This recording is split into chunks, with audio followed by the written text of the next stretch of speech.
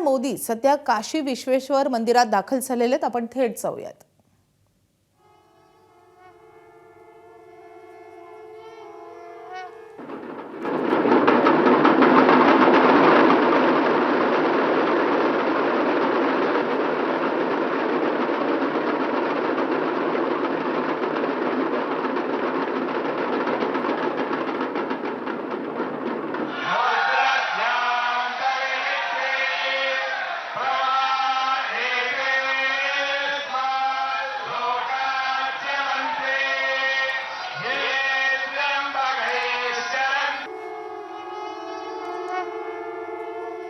तर मोदी काशी विश्वनाथ मंदिरात दाखल झालेले आहेत।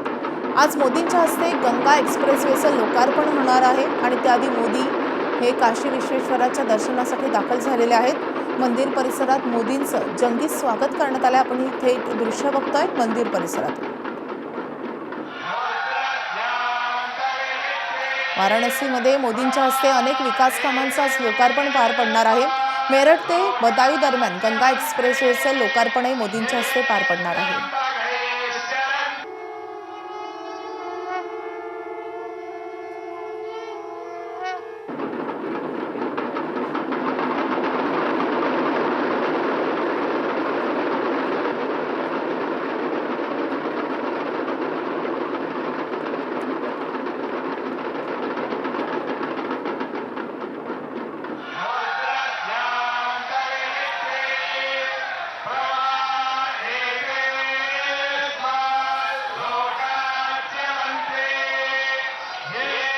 आपले प्रतिनिधी सोमेश कोलगे सध्या आपल्या सोबत आहेत।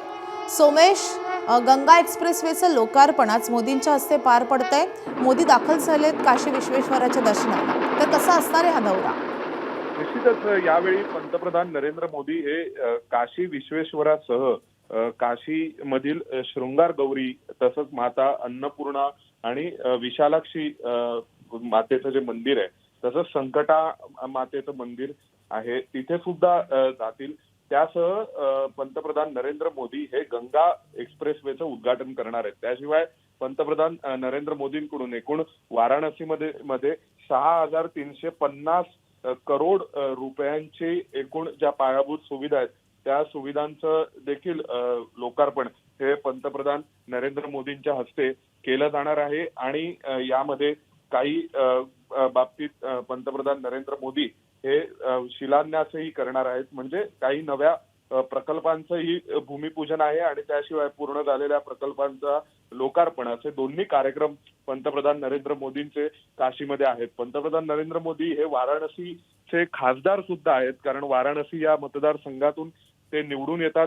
त्यामुळे पंतप्रधान नरेंद्र मोदींचा हा दौरा विशेष दौरा आहे। त्यासह आणखीन एक महत्वाची बाब म्हणजे उत्तर प्रदेशामध्ये आगामी बंगाल निवडणुकांच्या निकालानंतर काही राजकीय फेरबदल केले जातील अशाही शक्यता वर्तवल्या जातात, अशाही चर्चा रंगलेल्या आहेत। कारण उत्तर प्रदेशातील मंत्रिमंडळात फेरबदल होऊ शकतो, काही खाती बदलली जाऊ शकतात।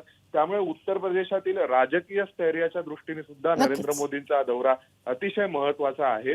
आणि पंतप्रधान नरेंद्र मोदी हे आज एकूणच विश्वनाथ येथे दर्शन घेताना त्यासह त्यांनी नक्कीच मोदींचा हा दौरा अनेक अर्थांनी महत्त्वाचा आहे। दौऱ्याकडे लक्ष असेल। सोमेश, धन्यवाद या सगळ्या सविस्तर माहितीसाठी। तर मोदींचं या मंदिरात जंगी स्वागत करण्यात आलेलं आहे। पारंपरिक वाद्याच्या तालांवर आता मोदींचं स्वागत केलं जातं। आपण थेट दृश्य पाहतोय। एबीपी माझा, उघडा डोळे बघा नीट।